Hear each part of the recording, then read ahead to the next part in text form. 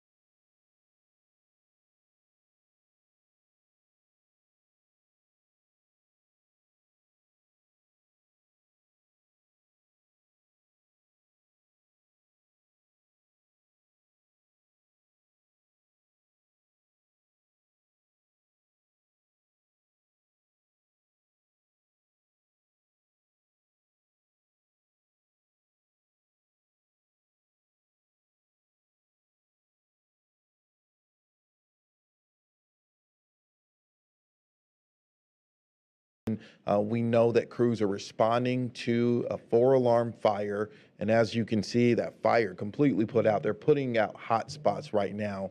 But when crews got this call around 12:45, that's lunchtime, Bishop Arts, there's where bars and restaurants. It's right next to Adamson High School, but luckily school is out right now. But we're told by witnesses on the ground that there were teachers and we don't know who else may have been in the building, but we know people were in the school.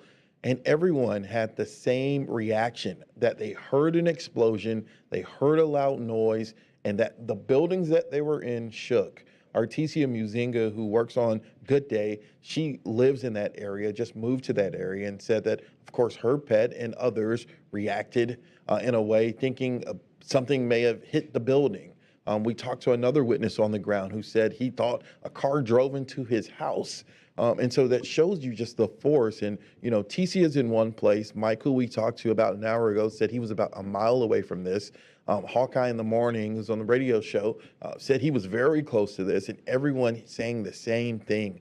There was a loud noise and that the earth shook.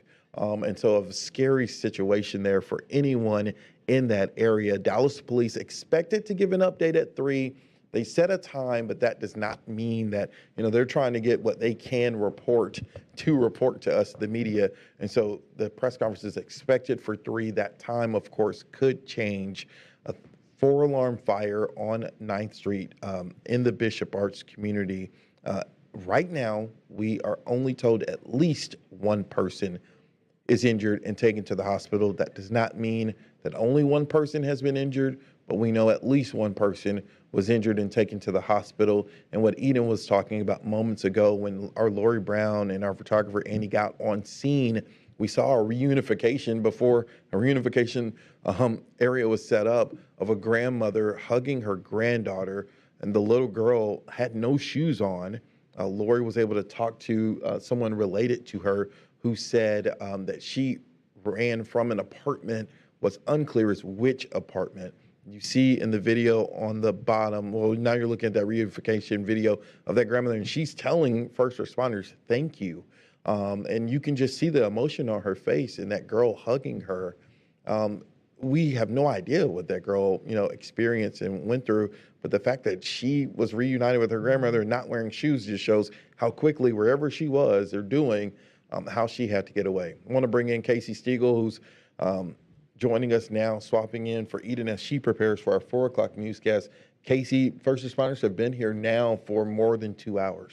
Right, and clearly they have made some progress in terms of the fire, because one of the things that really strikes me, I learned this in Southern California when I left Fox 4 initially and went down to Southern California. We went through fire training with the California Department of Forestry, and they would explain the anatomy of a fire. And when you see white billowing smoke, that means that the flames are mostly out. The black, thick smoke that we saw billowing into the sky, that is when you've got an active fire cooking, and that is really when time is of the essence. But that doesn't mean that this scene is closing anytime soon, but the white smoke that is billowing into the sky is a good signal that at least the fire is under control. But of course, what could have potentially caused injuries here, Stephen, is this scary report of an explosion. Correct. And an explosion, by the way, that you said people are calling, felt like an earthquake, describing, hearing almost as if a car crashed into the side of a building. So that is a monster explosion. And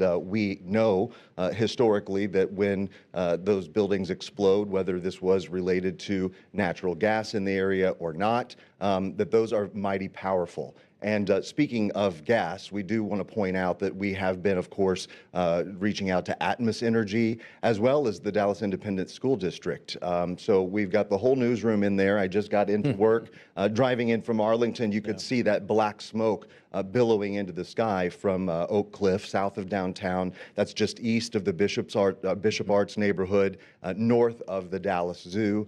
And when I got in here, the newsroom is abuzz. Everyone is, of course, making calls, and we're trying to get more information for our viewers, because unfortunately at this hour, as we now cross the 3 o'clock threshold this afternoon here on this Thursday, we do not know a lot of information at this point, and we're hoping that we learn some more shortly when Dallas police hold what is expected to be a press conference that was supposed to start here at the top of the hour. So we are waiting for that. And in the top right is where you see that press conference will be when it is going to happen. And Adam, if you can cue up some of the video of Sky 4 or on the ground when crews first got there. I mean, we got multiple witness accounts and first responder, Sky 4 video of those flames that you were talking about and starting to be white smoke when they were extinguishing the flames. Dallas Fire and Rescue making a post on social media just a minute ago saying that it's a 4-alarm apartment explosion is how they called it. They say that the fire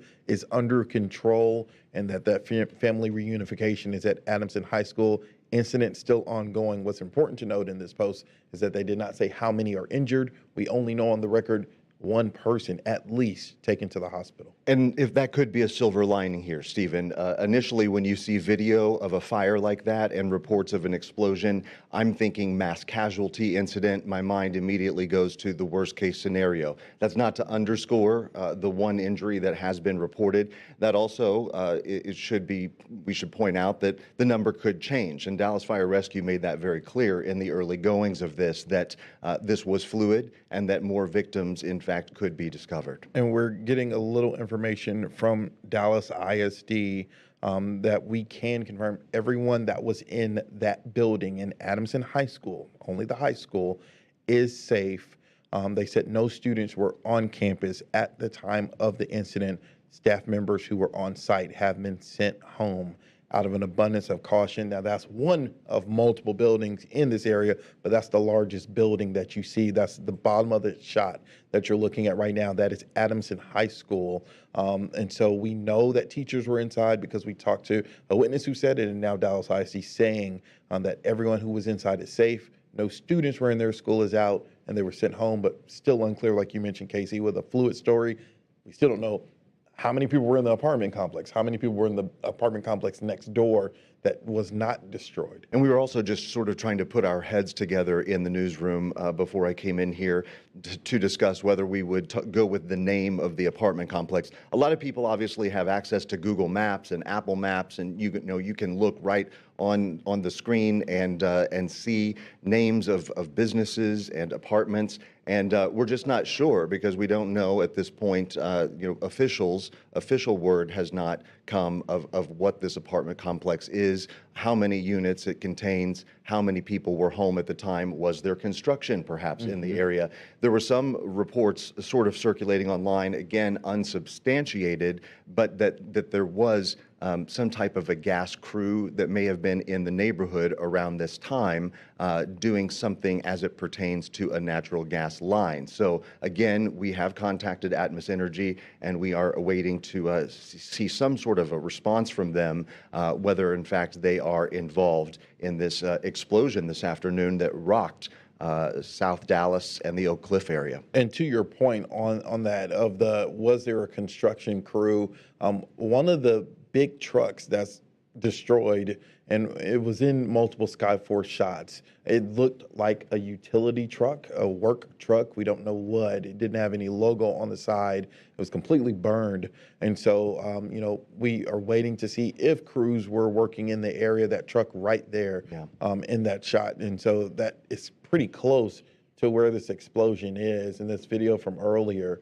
And so now you're looking on the right of the screen is where that press conference will be. Lori Brown is there for us on the ground. Dallas Police hoping to give an update in minutes. And then the bottom screen is a live look from Sky 4 at them continuing to put out hotspots from this explosion that happened just before 1 o'clock. And don't know if you saw in that shot or not, the podium was moved into place. And so that came also from our own Lori Brown. And so that means that we are expecting a PIO or a public information officer, as we know them, to come out and to brief the media shortly, and hopefully can clear up some of these questions that we have as we are now moving into multiple hours of coverage on this. The initial call came in as a 3-alarm call. That was around 12:47 this afternoon when Dallas Fire Rescue was dispatched to a 911 call of what initially came in as a structure fire at an apartment complex that is there on East 9th Street and Patton Avenue. It's right next to Adamson High School, again, east of Bishop Arts, north of the zoo, south of downtown Dallas. And but then about 2:30, the fire grew to 4 alarms, which means essentially the fire outgrew the initial response, and so more equipment was added, more personnel was added. So when we're talking about a response of more than 100 firefighters, that is massive, Stephen. Casey, right when you were joining us, Lori Brown spoke to a woman who's associated with a girl, and we actually saw in real time her being reunified with her grandmother. The girl didn't have on shoes, and the family member that spoke to Lori said that she left an apartment. We don't know which apartment. There are multiple right there. But the fact that this girl was able to get out with no shoes on speaks to the urgency of what was going on, where she was, and just the emotional reunification that grandmother saying thank you to firefighters and police for helping get her granddaughter to where she was.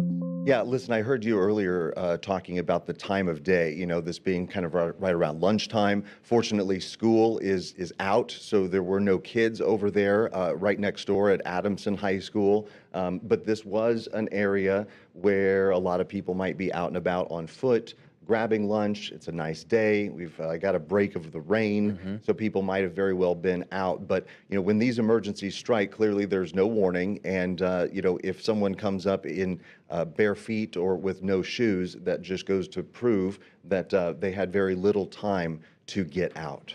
And as you can see in the top right, so all the reporters, all the media are getting together. Dallas police initially saying that they were going to speak at 3 o'clock. Of course, they're trying to get their ducks in a row to see what they can report to us, the media.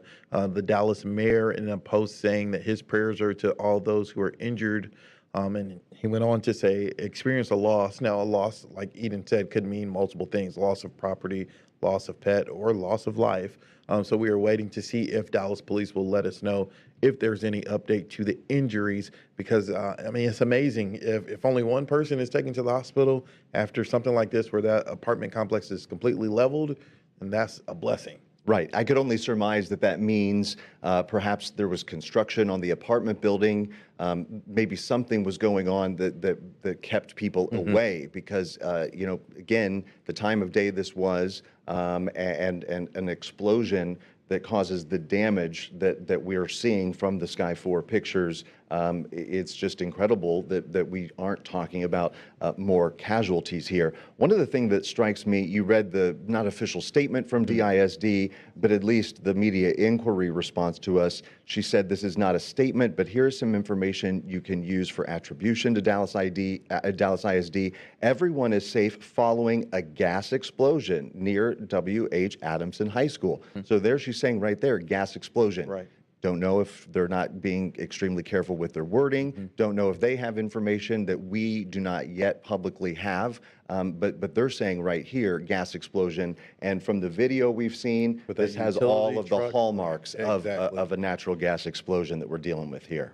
And no one intentionally hits a gas line, right? Sometimes this happens as crews are putting in fiber optics and hit a line, or so we need to see if it is a gas explosion, was the markings clearly labeled in this area, was everything cut off? It's just amazing, Casey. We were talking about that other apartment complex that is new, right next to it, just the windows blown out. But the fact that another structure, the fire didn't jump. You talk about covering fires out on the West Coast.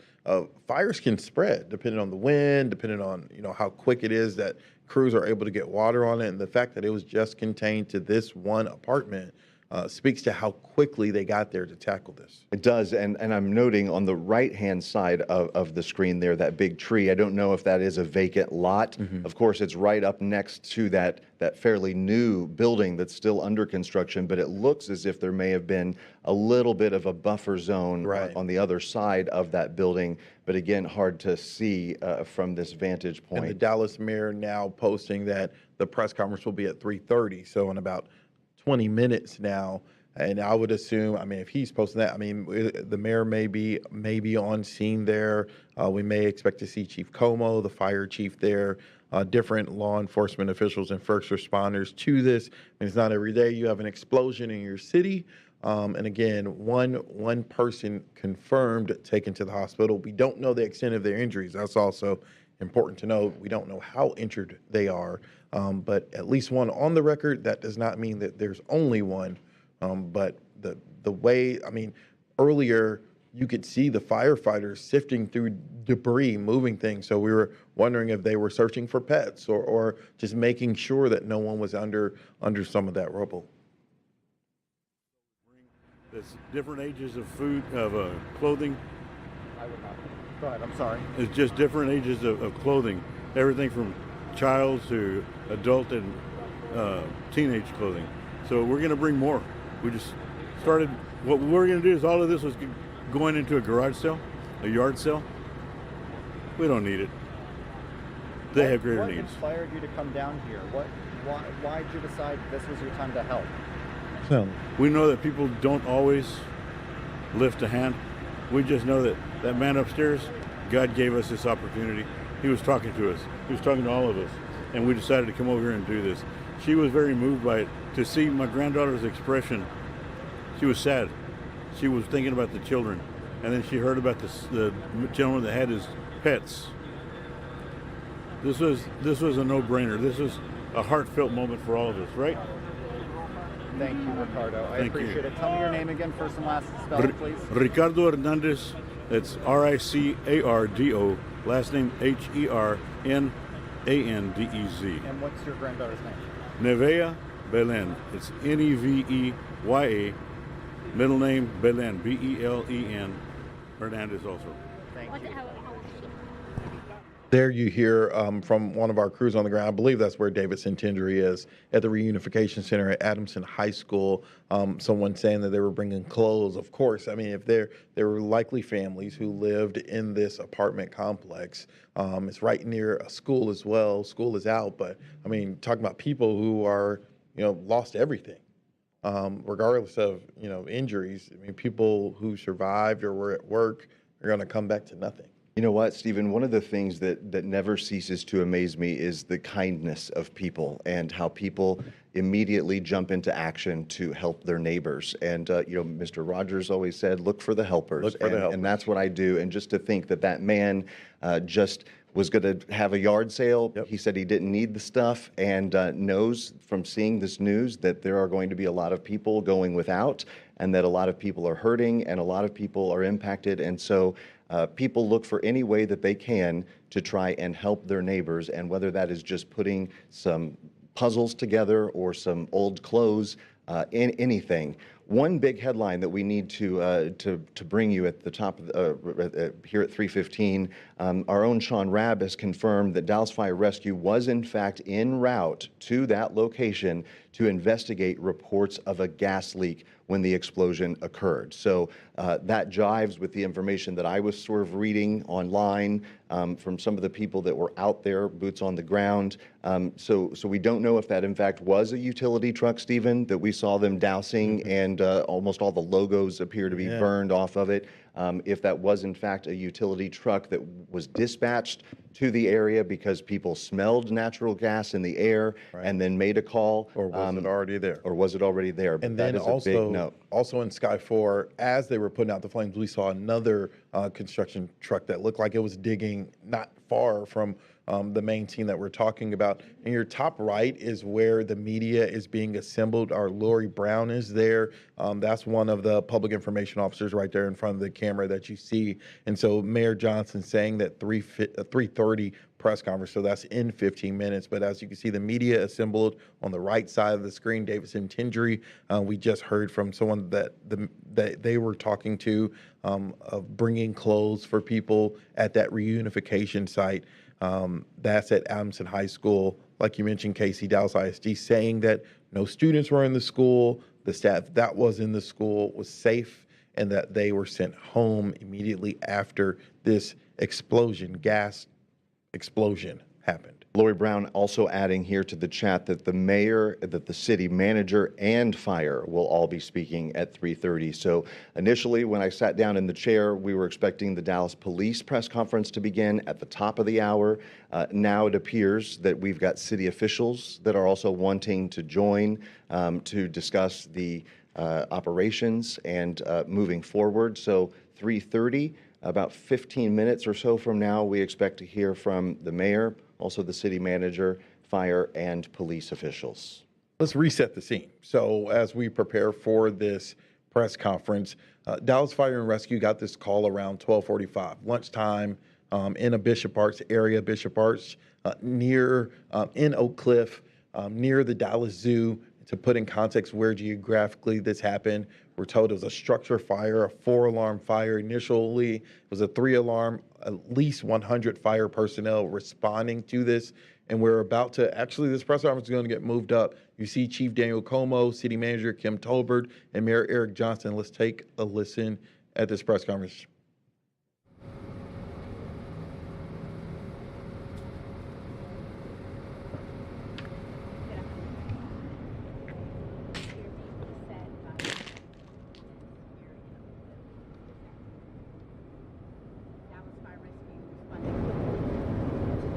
To contain the fire. Our Dallas Police Department is here as well to provide support here on the ground. I want to give a special thank you to our Chief of Public Safety, Dominique Artis, to the Chief of Police, Daniel Como, who are both here with us, as well as to all the first responders who are here on the site to provide support to this community. A family reunification center has been set up at W.H. Adamson High School. Our prayers are with the many families who are affected by this event. Our prayers are also with the entire Dallas community during this time. We will continue to provide you with updates as more information becomes available. Now at this time, I'd like to turn it over to our Mayor Eric Johnson, for some remarks. Thanks, Kim. I want to encourage our entire city, this entire state, the entire nation to come together and pray for all the people, all the families who are affected by this tragedy we are experiencing here today in our city. We ask everyone to please pray for our Dallas Fire Rescue personnel who are still fighting this fire. They do an amazing job under very, very difficult circumstances like this, and we just pray that they will be safe while they try to save and help every single person they can affected by this. I'm joined here today by the councilman for this district, Chad West, and Councilman Maxie Johnson. I just want to say that we are going to do every single thing we have to do and that we need to do to make sure that every affected family by this tragedy gets what they need. So you have my commitment that we will do whatever we have to do to make sure that these folks are okay.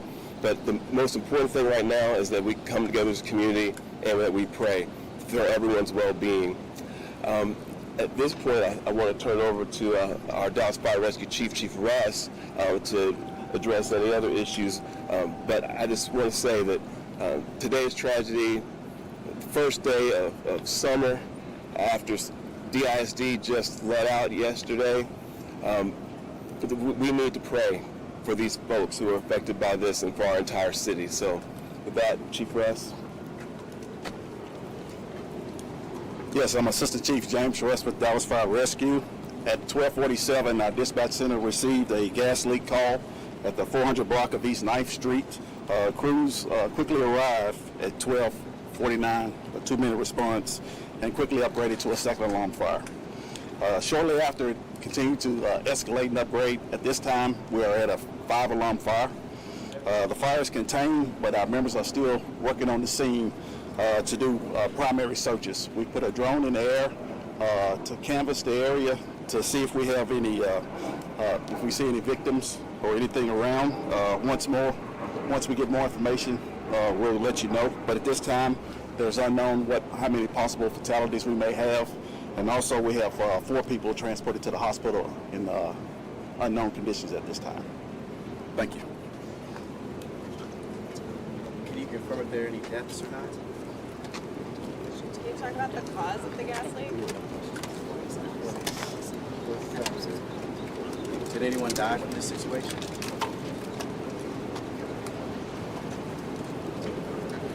We will be providing you with another update as soon as additional information comes available. At this time, we're not taking any questions. Thank you all so very much. Was the city involved with some construction prior to the gas leak? So you Thank you. Like I mentioned before, we'll have updates when they're available. Thank you. You just heard from the Dallas City Manager, Mayor Eric Johnson, the Assistant Fire Chief. The biggest takeaway for me, Casey, and correct me if I'm wrong, the Assistant Fire Chief said unknown fatalities. They didn't answer any questions.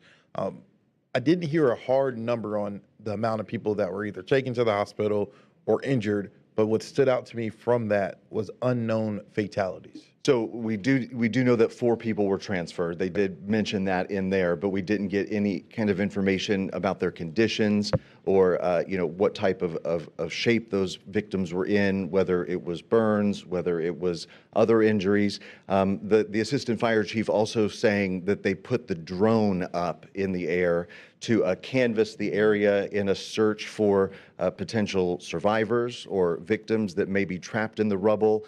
And they said that they couldn't provide us with any information in terms of what that had yielded. But it sounds to me like it's still very much an active scene, and that they are certainly in the search and rescue and search and recovery mode. Yeah, and we'll see it soon. Now it speaks more to the fact that firefighters were searching through some of the rubble as the fire was still going and putting out hot spots. They were searching through some of the rubble. The city manager, Kim Tolbert, and Mayor Eric Johnson both saying that they're asking the city, in the mayor's words, the nation, to pray for the families in this incident. At least 4 people injured, 4 people transported, but unknown number of fatalities is the tough spot to deal with in this. And city officials not answering any questions from the media in their first media briefing. Of course, there will be multiple that will happen probably today. Which is why it leads me to believe that this is still very much ongoing. This is very active. They wanted to get to cameras and they wanted to make some kind of an official statement. Clearly, this is garnering a lot of attention and they wanted to be able to get out in front of it, but they're still trying to get information themselves and they are still on the scene there working. As you see the water, as those live pictures come to us from Sky 4, they're still dousing that thing with water. There are a tremendous number of firefighters that are still out there visible on the scene. So this is still very much active several hours into this. Again, the initial call from 911 came in around 12:47 this afternoon. They're on East 9th Street and Patton Avenue, which is right next to Adamson High School. That's just east of Bishop Arts, north of the zoo, south of downtown. And then this grew to 4 alarms around 2:30 this afternoon, meaning the fire outgrew the initial response. So there was at least more than 71 fire units on the scene. A family assistance center has been set up at W.H. Adamson High School, which is right next to the scene itself. They're using that. Almost reminds me of a reunification center, sure. Stephen. Yes. That's something that we're familiar with these days, and so they're directing everyone to that location at this time. And we have multiple crews on the ground. So Lori Brown was where that media briefing was, and then Davidson Tindry is at that reunification center. He said that he spoke to a man who lives across the street, and so we're going to be talking to him soon. But as we wait for David to come on, I mean, what a difference, 2.5 or more hours makes. You barely see any smoke now. But initially, I mean, the flames raging from viewer video and from Sky 4, and the fact that they got there so quickly. So David, if you can hear us, it's Stephen and Casey, can you share with us what you just heard from that witness, that person that you just spoke to? Hey, Stephen. Hey, Casey. Yeah, we're outside of this reunification center right now, and we saw a man just across the way from this high school, and he had pants on but no shirt, just a towel wrapped around his shoulders, so it looked like he came out here really unprepared rather quickly. So we came up and talked to him, and he says he lives in an apartment complex just across the street from the one that exploded. He said he was inside of his unit and he was just simply playing a video game. He and his 11-year-old brother were home alone at the time. This young man, 17 years old, and they heard this explosion from across the street. Everything just started shaking. He said smoke started coming into his unit, even across the street, coming through their open windows. So he said he just quickly grabbed his 11-year-old brother and they ran over here just someplace where they could get a bit of safety. His parents, I should say, were not home. They were down the street, so he contacted his mom, and right now he's just sort of taking it all in. His biggest concern, obviously, on top of the concerns for those who were in that apartment complex, is what if there's a secondary explosion? What if our complex is next? So he was really quick to just get over here, and he shared those raw emotions with us just for a few minutes. About a couple minutes ago, we spoke to him right across the street from the high school.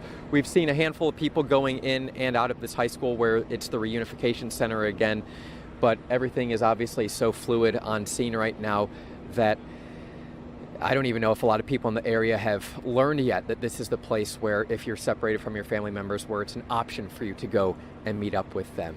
Stephen, Casey.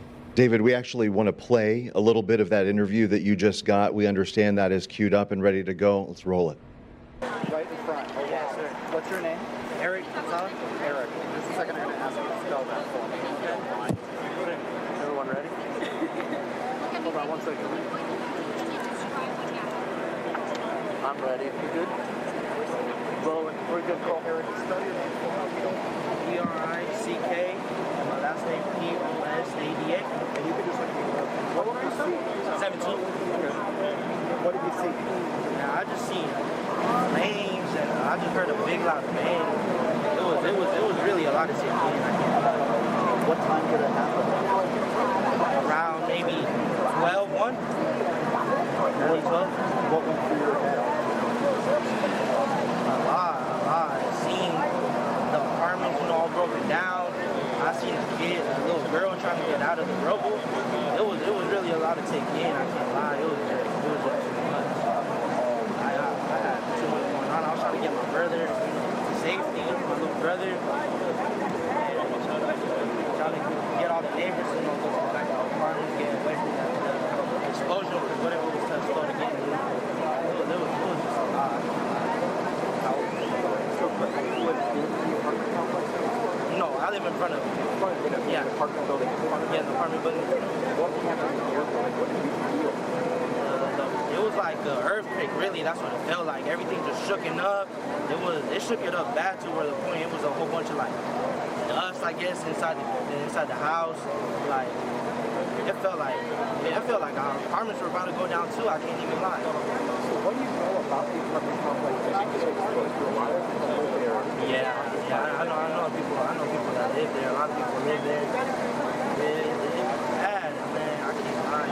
All the kids, I know a lot of kids live there, a lot of families. So them just the thought of them, not making it out, it like hurts me.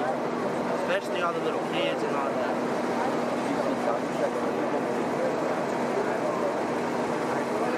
I can't say too much on that, but from the looks of it looks pretty bad, so I'm pretty sure a lot of people are going to make it out.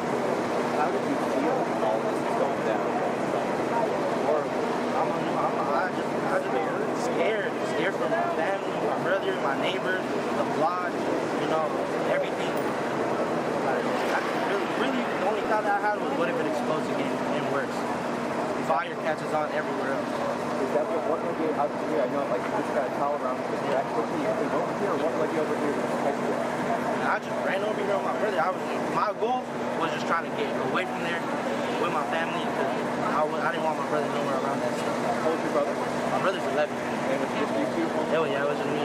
Have you talked to your parents? My goal was to get away from there. I hear him saying that to you, David. And, right before we even played that video out, you told us about that young man came up. He had pants on, no shirt. He had that towel around his neck.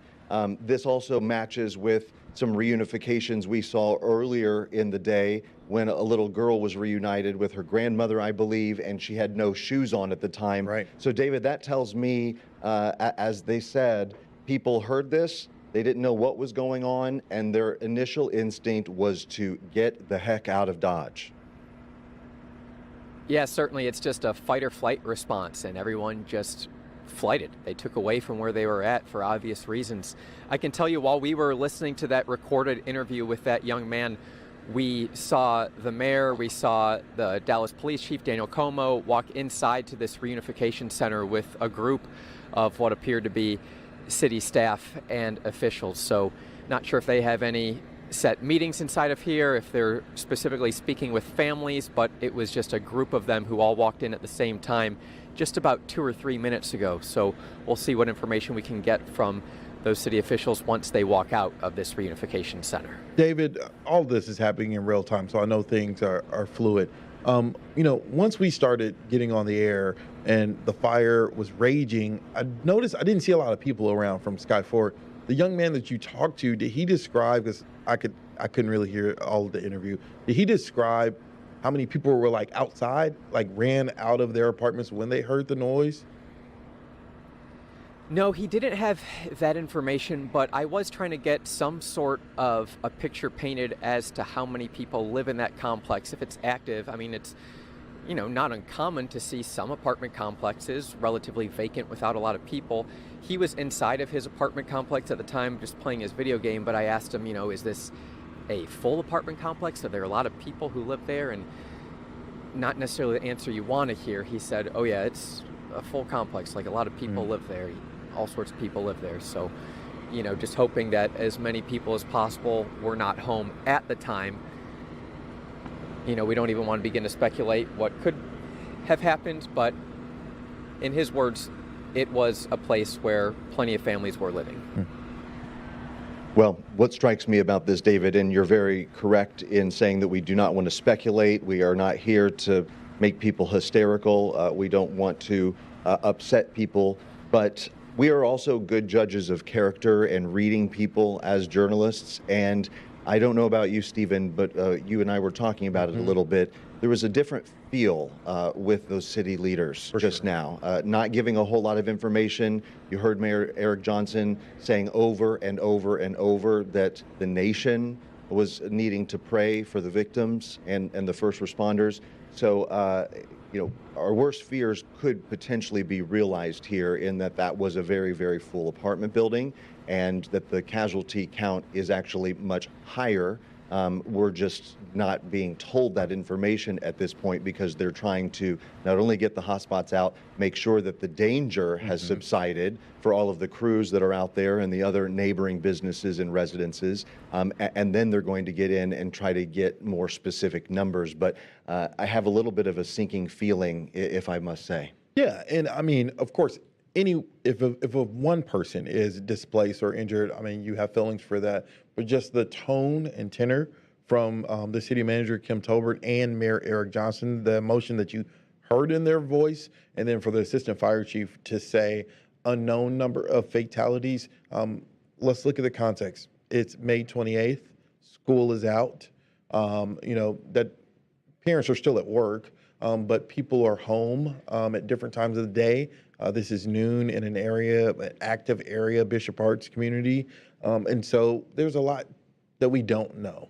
And so we're trying to bring you as much information as we know. And right now we just know at least 4 people were transported and an unknown number of fatalities. This happening just before 1 o'clock.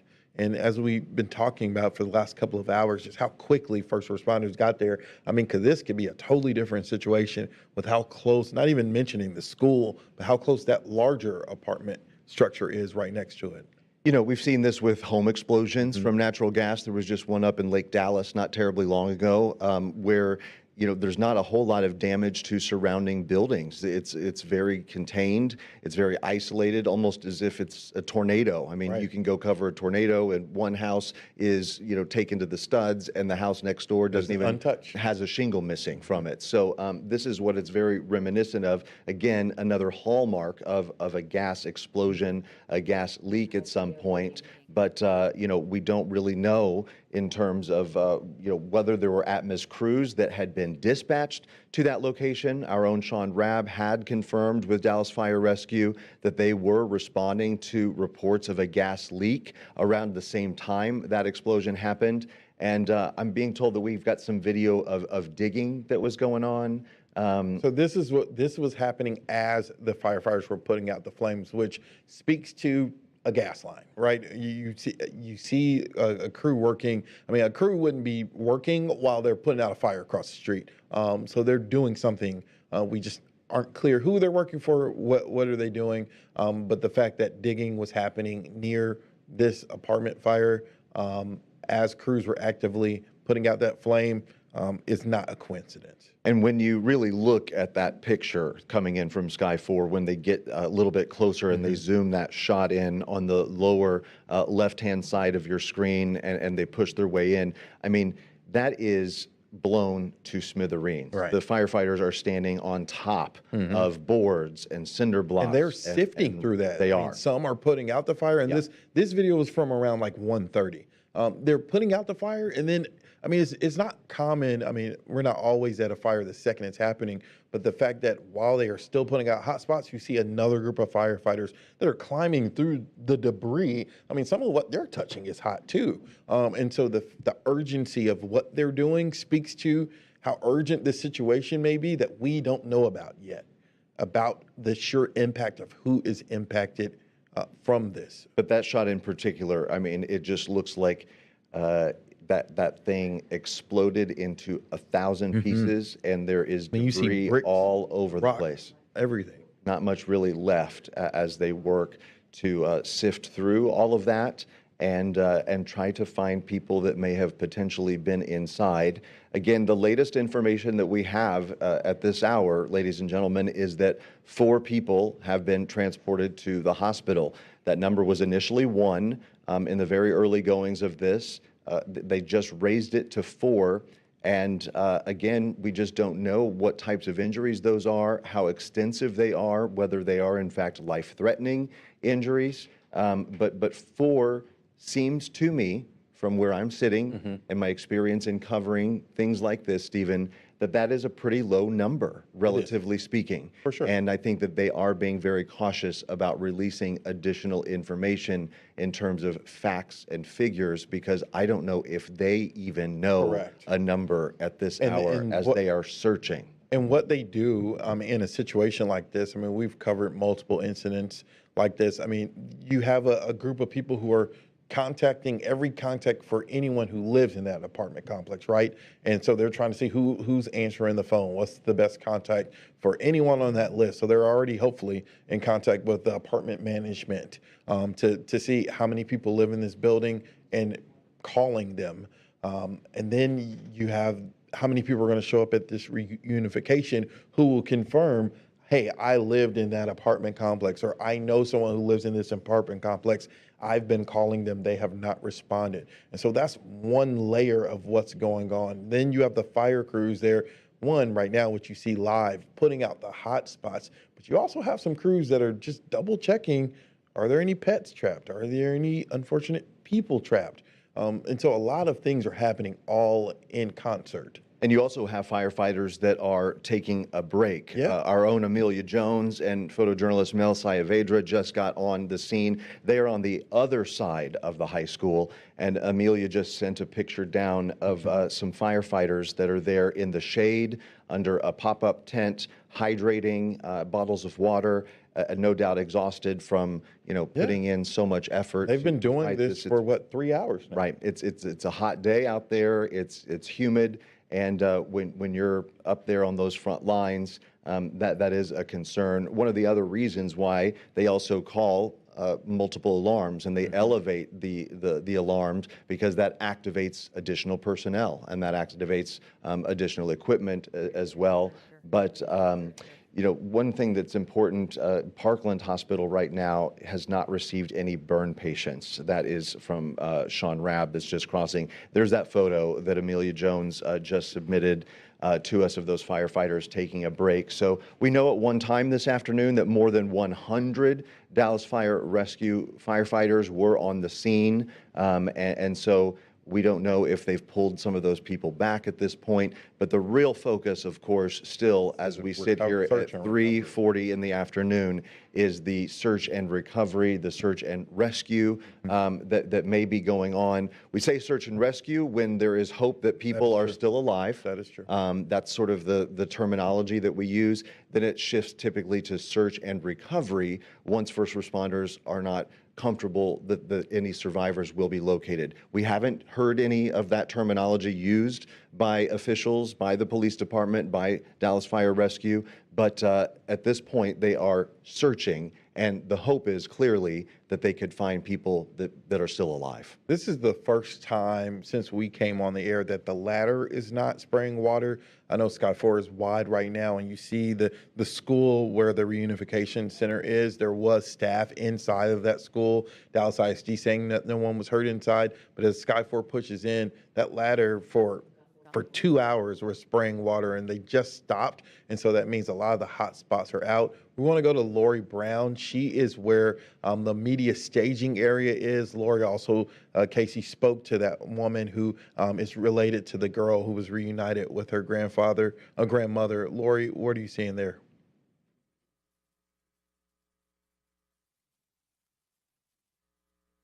Just moments ago, we were really hoping to learn if the Dallas Fire believes that everyone is out of that apartment complex or not yet, but that is still unknown right now. So when we arrived, we saw a 10-year-old girl being walked out by herself by Dallas police officers surrounding her, and you could tell that they were trying to figure out where her family members were, and you could see that she was visibly shaken by all of this. And then a little bit later, her aunt drove up along with her grandmother, and they had a very emotional reunification. You could tell that they had not been sure if she was okay after this explosion at the apartment complex where she lives. And so, but after their reunification, the focus quickly turned to where the girl's mother is, as well as her little brother, a 1-year-old boy. So the aunt, when we spoke with her, was still trying to figure out where those two family members were. It's not clear if maybe they made it out, but just didn't have their cell phones with them to be able to communicate with where they went, or if they could perhaps have been remaining inside, and hopefully they did make it out okay. So we're still working to figure out what happened with that family, but I want to bring you the sound of what they had to tell us earlier. Hysterical because nobody knows where they're at. And my mom literally just called me, and I just came over here. She couldn't really tell me a lot. How thankful are you to see your niece? Well, I'm very thankful. I'm thankful she's a little traumatized right now, but she just hopes that her mom and her brother are okay. We're going to be reaching back out to Nora Carmona to see how they are doing and if they have been able to locate those family members yet. The city of Dallas telling us that they're still not sure if there are people that are inside the apartment complex. They're continuing to do those searches now.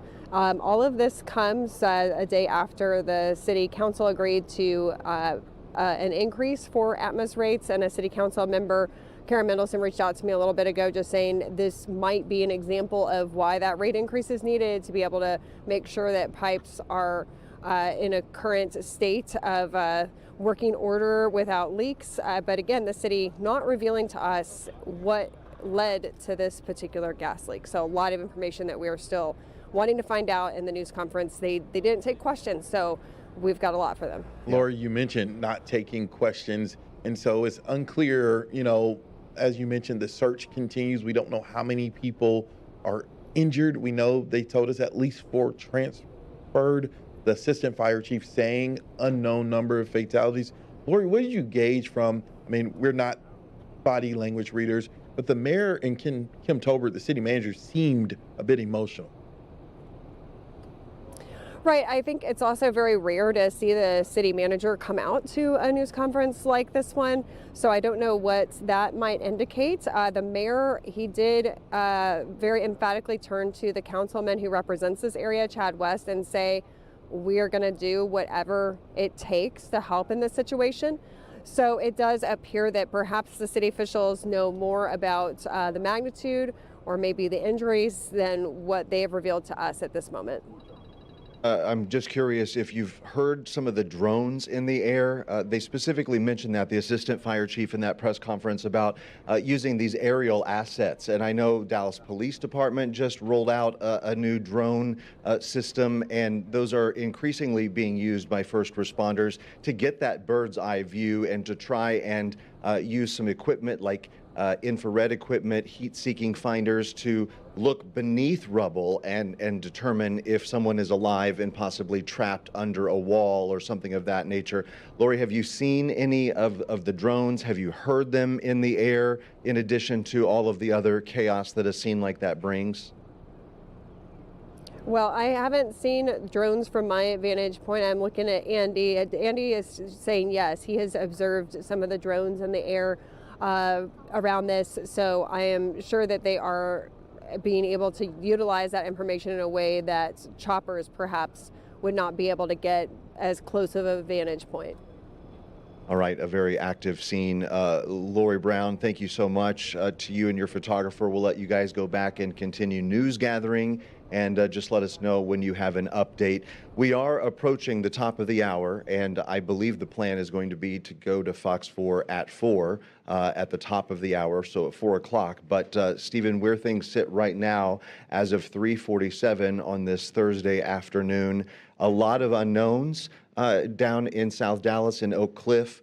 And this could potentially be a mass casualty situation. We are just sitting here and waiting until more information comes in. Yeah, and as Lori said, that city officials did not answer any questions. That's not uncommon, especially in a situation like this. We would have liked to get a clearer understanding. And like you said, there may be information that they know that they're just not comfortable sharing right now. And so we're just left hearing unknown number of fatalities. We'll have to see how that shakes out in the coming hours. As of right now, we just want to, again, sort of do a little bit of a reset, if you will, a scene setter. 12:47 this afternoon. That is when that first 911 call came in. Reports of a structure fire at an apartment complex on East 9th Street and Patton Avenue. It's right next to Adamson High School. And we saw very quickly, as video started emerging from the scene, an absolute inferno. What you see right now is what's left of that apartment building, but it was initially 3 alarms. Over 100 firefighters responded, and then about 2:30 this afternoon, it grew to 4 alarms. So more than 70 units then were on scene in addition to those fire personnel. They were able to get the flames out pretty quickly. The smoke changed from a very ominous black smoke that was billowing into the sky that could be seen from downtown Dallas. Again, for me, as I was driving into the station along I-30, coming into downtown Dallas from Arlington, you could see the black plumes of smoke billowing into the sky. They were able to get it under control, and so the smoke changed to white in color. And as you astutely point out, Stephen, they're still spraying a little bit of water there, dousing it, but the ladder is no longer over that scene. They're no longer putting a continuous stream of water on there. 4 people have been transferred to the hospital. We do not know the extent of their injuries. An unknown number of fatalities. Those were the exact words from City of Dallas officials and leaders who came out and gave us a press briefing in the last 20 minutes or so. And lastly, the most important component where we stand right now, a family assistance center has been established at W.H. Adamson High School, and that is where all of the people from that community are being directed to, a reunification center of sorts. There you see the tweet from Dallas Police. A family assistance center has been established at W.H. Adamson High School. Please do not go to the fire scene. All families should go to the high school for more assistance and more information. As we continue to look at this smoldering now apartment complex, as you mentioned, a lot of unanswered questions. David, talking to a young man who lived across the street, indicated that there are a good amount of people who live in that apartment complex. Now, granted, this was in the middle of the day, but school is out. And so, could students be home on summer break, parents at work, or some parents working from home? Dallas ISD did have staff members inside Adamson High School, which is right next door behind the tree line in that shot. They said that no staff members were injured, no students were in the building. But the biggest unknown is how many people are truly impacted by this, and not even from a death perspective, but I mean, everyone who had an apartment in their property is completely gone. And so they have to come to grips with living through this tragedy of losing personal belongings.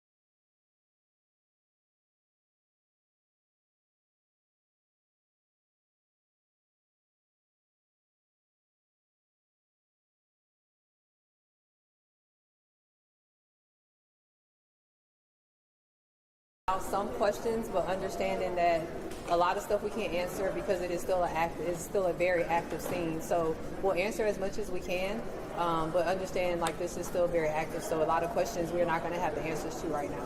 Just for planning purposes, do you expect it to be on time here shortly? Or okay. Thank you. Yep. I know y'all are probably gonna live. Yeah. In 5 minutes. All right.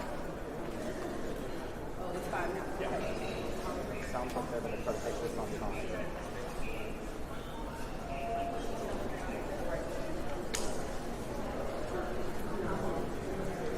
Okay, can you give me they might be taking it.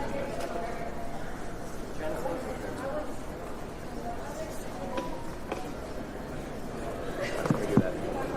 Switch to. Do you want me to take that channel on and off?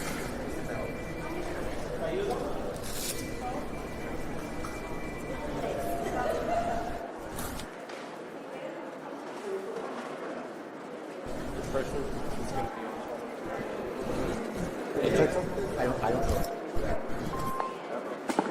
Hey, Dominique.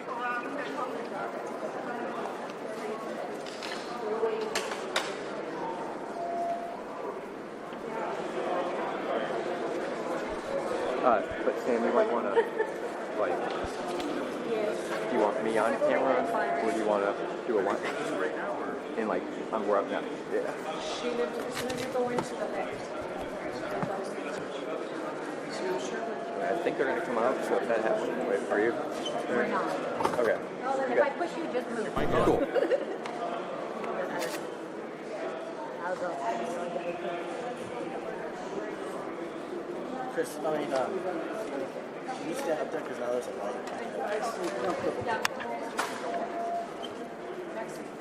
Do you have that at 52? Here they Where do you come. have that at? Do you want me to put one back up there? No. Okay. Oh, here we go. That we go. Like that one? Yeah, got you. Check. They're coming. Bye. What's up?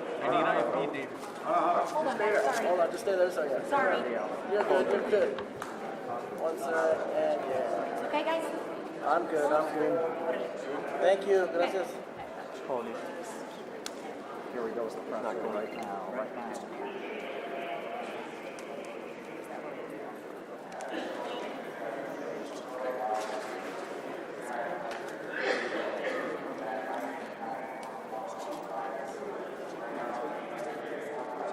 I'm going to put my mic up there too, just in case. You're not going to be able to get it.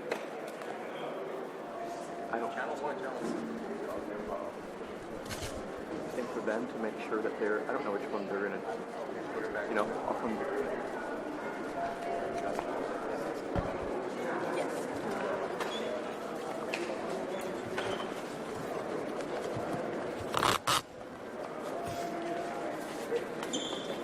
Good afternoon, everybody. My name is Susie Solis. I'm the Assistant Director PIO for Dallas Fire Rescue.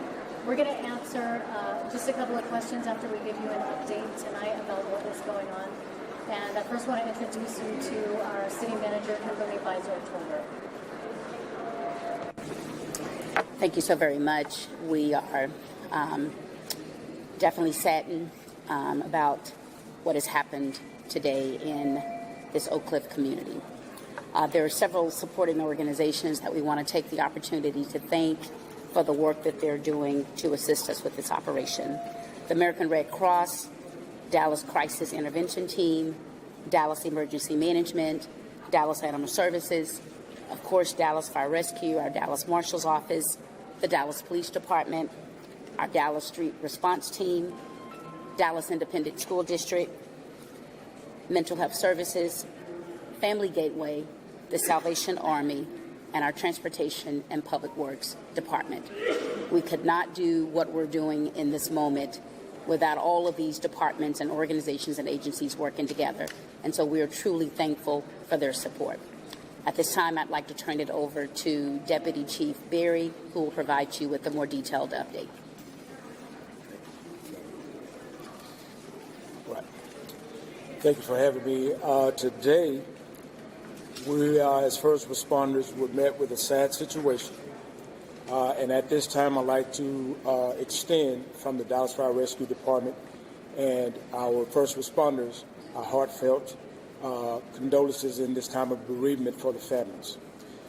we responded to a gas leak, reported gas leak. Our first responders, while they were en route to that gas leak, a subsequent explosion occurred. They called for the cavalry and called for an upscaled response, and where a one-alarm structure fire was transmitted, and it was immediately struck into a second alarm. We had the cavalry coming and help coming, but the explosion had already taken place. We, as first responders, our highest priority is life safety and the preservation of life. And so we take this to heart. We're very humbled by today's occasion.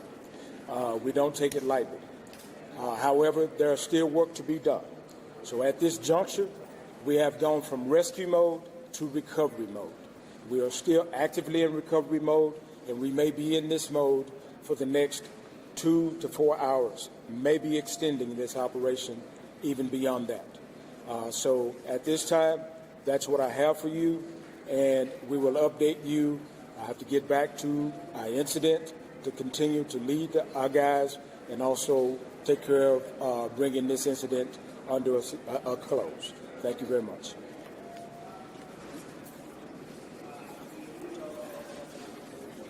Thank you. I'm Assistant Chief Pako, Dallas Fire Rescue. We understand that this is a very challenging and expanding incident, and on arrival, our firefighters took great action in what they did. We thank them for what they were able to do and their continued efforts. It has been quite a challenge from the very beginning because this was expanding with multiple aspects of hazards that had to be addressed. With that, we also understand that this has the impact on a community as well. So we do ask for additional prayers and thoughts through the community for those affected and for those firefighters that continue to work through that. Again, thank you very much.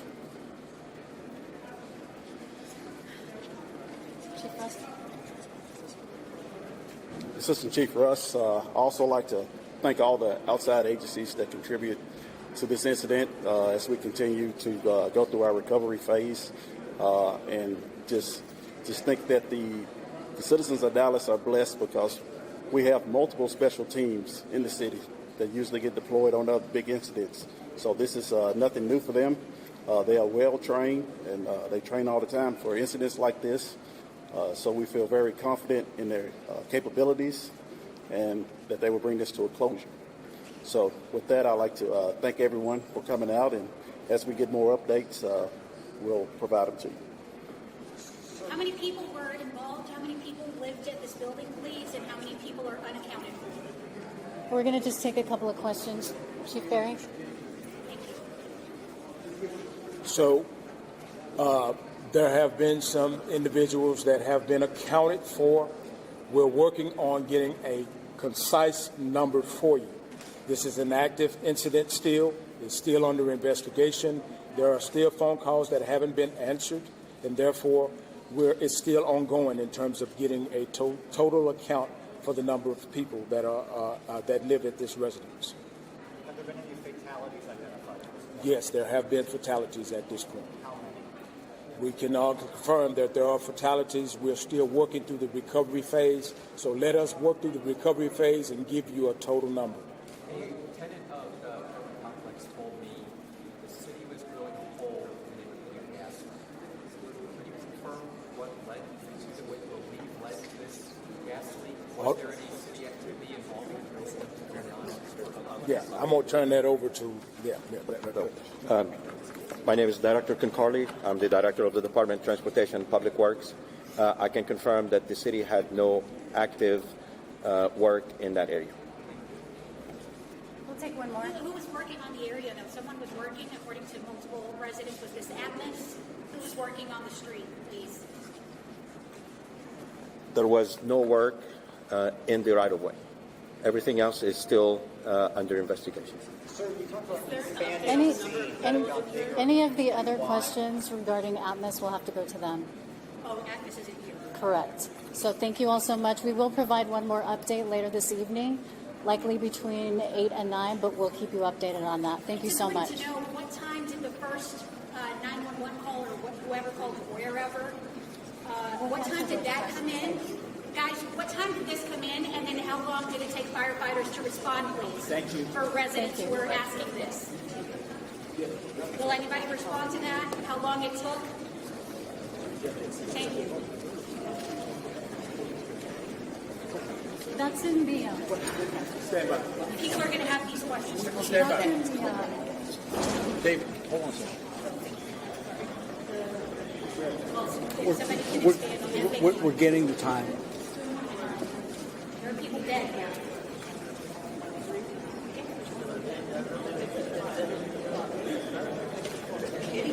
We can answer that. On the time that the call came in at 12:47, we received a alarm in our 911 dispatch center of a gas leak.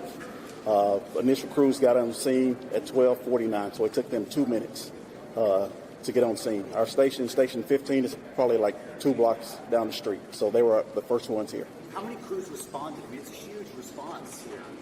On the one alarm fire, you get we have a total of 3 engines, 2 trucks, 2 battalion chiefs, and a rescue. And as it escalates, you just start doubling that and get more supervisors out. And this ended up at a 5? Ended up at a 5 alarm. And you And talked about mostly for the 5th alarm is for manpower because, as you can see, it's a hot day here today, and we're not acclimated to this weather yet, being the beginning of summer. So we have to make sure that we rotate our crews out and make sure that they are safe so we can continue this operation. And you talked about this expanded, the scene expanded as it went on. Can you explain why? Just to finish your question, it's an active scene right now, as we mentioned. It went to 5 alarms. We have 17 fire engines, 6 fire trucks, 4 rescues, supervisors, and over 115 firefighter personnel and rescue personnel working this incident at this time. Yeah. Still 4 transported at this point? Yes. Yes. 3 transported, 1 self-transported. Okay, this is a highly Hispanic neighborhood. Can we get somebody in Spanish to talk to neighbors, to talk to residents in Spanish? We have a community liaison. Thank you, please. An official or a resident?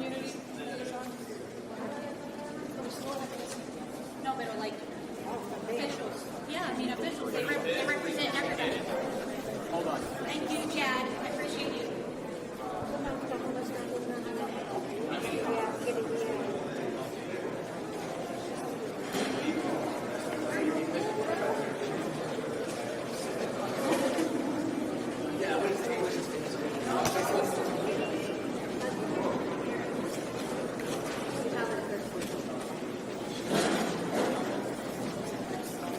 Thank you for them.